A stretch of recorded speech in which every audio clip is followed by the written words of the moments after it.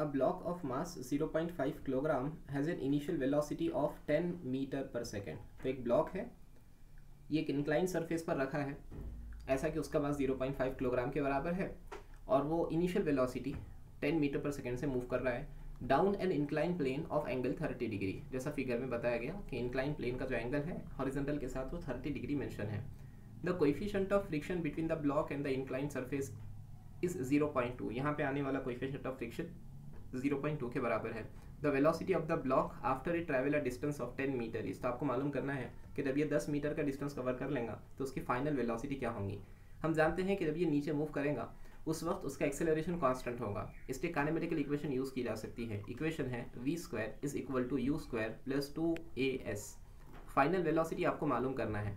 Initial velocity का value है 10 metre per second का square plus 2 times of acceleration. Acceleration कितना है ये अभी मालूम नहीं है, अलबत्ता डिस्टेंस हमको मालूम है, distance is equal to 10 metre, इसलिए पहले एक्सेलरेशन मालूम करेंगे।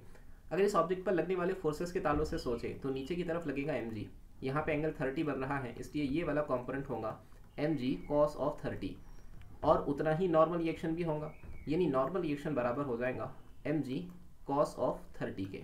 राइट, ये ऑब्जेक्ट पर इस तरफ एक कंपोनेंट बनेगा, ये mg है, ये mg cos थीटा, और इस तरफ वाला कंपोनेंट हो जाएगा mg sin of theta. Right, और फ्रिक्शन भी पीछे की तरफ आएगा, पीछे की तरफ फ्रिक्शन आएगा। अब हम नेट फोर्स के ताल्लुक से देखेंगे तो नेट फोर्स बराबर हो जाएंगे क्योंकि ऑब्जेक्ट का फाइनल मोशन डाउनवर्ड डायरेक्शन में है, इसलिए mg sin थीटा बड़ा होना चाहिए माइनस फ्रिक्शन छोटा होना चाहिए, और फ्रिक्शन को लिखा जा सकता है न्यू इंटू नॉर्मल रिएक्शन, और नॉर्मल रिएक्शन कितना है mg cos ऑफ थीटा के बराबर। राइट, ओके, यहाँ से mg दोनों जगह से कॉमन निकल जाएगा, इक्वेशन में बचेगा sin theta minus mu cos of theta. ठीक है, और नेट फोर्स को लिखा जा सकता है क्योंकि हम एक्सेलरेशन मालूम करना चाहते हैं, इसलिए मास इंटू एक्सेलरेशन, ये m और ये m एक दूसरे को कैंसिल करेंगे तो पता चला एक्सेलरेशन बराबर है g का value 10 under the bracket of theta का वैल्यू 30 है इसलिए sin 30 माइनस म्यू हमको मालूम नहीं है और यहाँ आ चुका है cos of 30।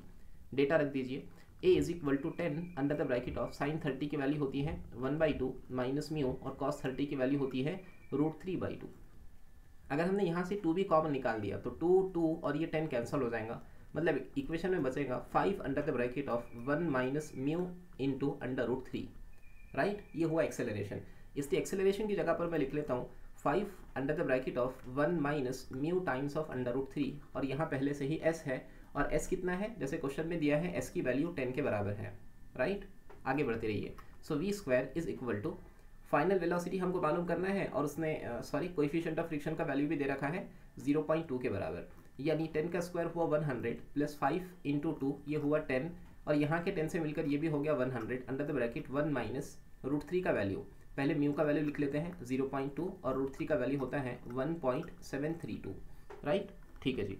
So v² is equal to 100 plus 100 under the bracket of 1 minus 0.2 यानी 1/5, इसको 5 से डिवाइड कर लेंगे, 5 3 ज़ा 15, कितना बचा 2, 5 4 ज़ा 20, 5 6 ज़ा 5 4 ज़ा, माइनस कर लीजिए, इक्वेशन में बचेगा v² is equal to 100 plus 100 into 10 minus 4 6, 9 minus 6 3, 9 minus 4 5, 9 minus 3 कितना बचेगा 6, तो आंसर आ चुका है 0.65। यानी हम कह सकते हैं v² is equal to 100 plus 100 से मल्टीप्लाई कर लेंगे तो आ जाएगा 65.36 के आसपास, यानी हमारे पास v² की वैल्यू आ रही है 165 के अराउंड, जिसे लिया जा सकता है v² is nearly equal to 169, यानी फाइनल वेलोसिटी की वैल्यू करीब 13 मीटर पर सेकेंड होना चाहिए। चेक कीजिए, option B should be correct.